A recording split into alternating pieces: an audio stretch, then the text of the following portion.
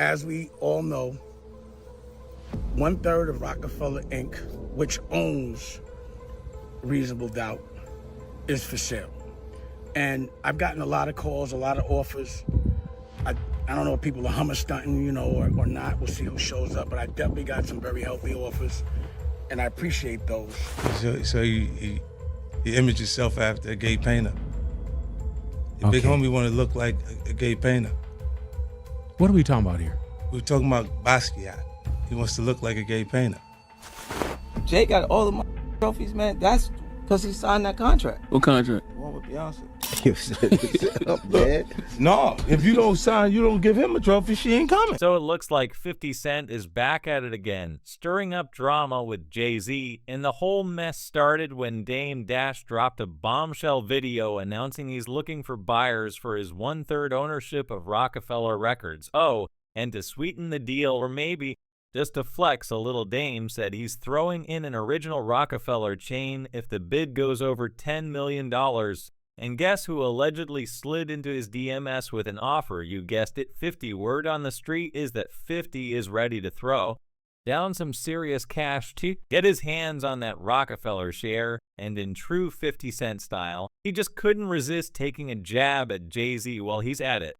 But Jay-Z's lawyers wasted no time responding, and they even made some strategic moves, filing paperwork to ensure that the copyrights for the iconic Reasonable Doubt album reverts back to him by 2031, which was going to happen anyway. This move just puts a serious damper on any potential buyer plans to cash in, especially since the minimum bid is a cool $1.2 million. Now here's where the plot thickens. 50 Cent isn't just offering over $10 million due out of the goodness of his art. This could be the ultimate power move in his long-standing beef with Jay-Z. You just know 50 is itching to secure that share, not just for the business, but so he can go in full troll mode on Jay-Z across social media. But that's not all. Rumor has it that 50 is on a mission for revenge. He is reportedly ready to expose how Rocafella has allegedly been scamming artists for years, and you know he's going to make it personal with Jay-Z. So what's really going on behind the scenes is this legal battle between Dame and Jay-Z finally coming to a head, and is 50 really about to die head first into this mess just to get one over on Jay? Let's break it all down. If you do want to buy a 1/3 of Rocafella Inc., you're going to have to bring some bread, and anything over 10 million, I'm going to sweeten the pot. You get an original Rocafella chain from Off My Neck. So Dame Dash's 1/3 stake in Jay-Z's Rocafella Records is officially hitting the auction block. But here's the catch. There might be some important strings attached. A source spilled to Billboard that these shares could come with some limitations. According to recent federal court filings, the U.S. Marshal Service is set to auction off Dash's 33.3% share of the iconic record label. This is all to settle an $823,000 judgment against him from a lawsuit brought by a movie producer, Josh Weber, over a failed film deal. Now, if you're thinking about bidding on Dame Dash's O'Near stake in the label, get ready to cough up some serious cash. The auction comes with a minimum bid of $1.2 million, and potential buyers need to drop a $240,000 deposit just to get in the game. But let's talk about what's actually up for grabs. The sale is for Dash's share in Rocafella Inc., and the crown jewel here is the right to Jay-Z's legendary debut album, Reasonable Doubt. But the rest of Rocafella's music catalog is owned by other entities and isn't included in this sale since the label stopped operating in 2013. Now here's where we get messy. Jay-Z and Kareem Biggs Burke, who own the other 2/3 of Rocafella, have tried to block this auction. They even made some changes to the company's bylaws and got involved in the lawsuit. But a federal judge shut that down back in February. While the chance to own a piece of rap history is bound to attract some high rollers, there's a catch. A source spilled to Billboard that there are some serious limitations with this auction. You're not just buying a piece of Reasonable Doubt, you're buying into a company with other stakeholders, which could complicate things. The insider told Billboard whoever buys Dame's stake in Rocafella will be minority owner without authority over any decision making. They won't have the ability to sell the copyright or borrow against the master, as all decisions require a majority vote. The source also warned that time is running out on Rockefeller's rights to reasonable doubt and the revenue and the only real asset don't have many years left. What they're hinting at is Jay's ability to use copyright's termination right to reclaim the rights to the album 35 years after its release in 1996. That means that by 2031, Jay-Z could snatch back control, leaving the new owner with only about 7 years before the company's main asset is out the door. So anyone thinking of bidding better keep that tick and clock in mind. But it looks like there's one person who couldn't care less about all these messy details because they're more interested in getting back at Jay-Z than anything else.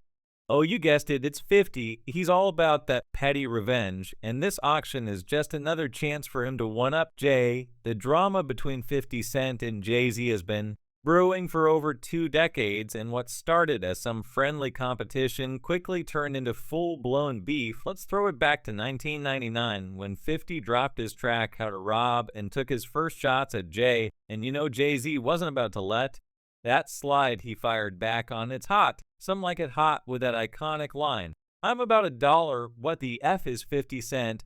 But then in 2002, Jay-Z sat down with Angie Martinez for an interview and tried to play it off like everything was all good between him and 50. He was like, wait, yo, who, you know, you and 50 Cent? yeah, you know I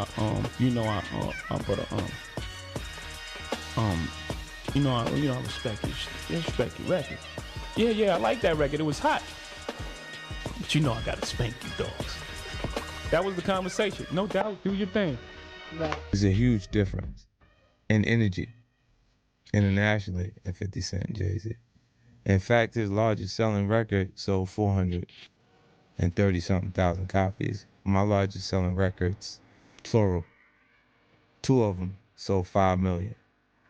That's Get Rich or Die Trying and Massive. You know, so it's a huge difference in who we are with each other internationally. Let them be fooled in America and think there's a competition there, because America can be purchased. We can buy it with marketing dollars. 50 Cent also claimed that Jay has a superiority complex, telling Rolling Stone in 2009 he has a king complex. He thinks he's effing Jesus this Jova. But that's not all. In that same interview, 50Y also called out Jay for betraying his Rockefeller artists. I think he was saying Rock La Familia, we family, it's the Rockefeller gang, and then using traditional business tactics. 50 told Rolling Stone he didn't have their interest in mind. He was just doing what he had to do for himself. But 50 isn't the only one who called out Jay-Z for betraying his artists. Multiple industry insiders have alleged that Jay-Z intentionally held back the commercial success of his Rockefeller artists just to make sure they didn't outshine him in the popularity stakes. Remember when the late great DMX exposed Jay for sabotaging the release of his 6th album just because he changed his mind about retiring? You know, what happened was, you know, like I said, I had the crazy track record, Def Jam, everything was good. You know, I go to do the 6th album, and, you know, Jay-Z became president. Yeah. You know, when he first got the job, he hit me with the call like, yo, dog, inmates is running the building, like, yo, you good?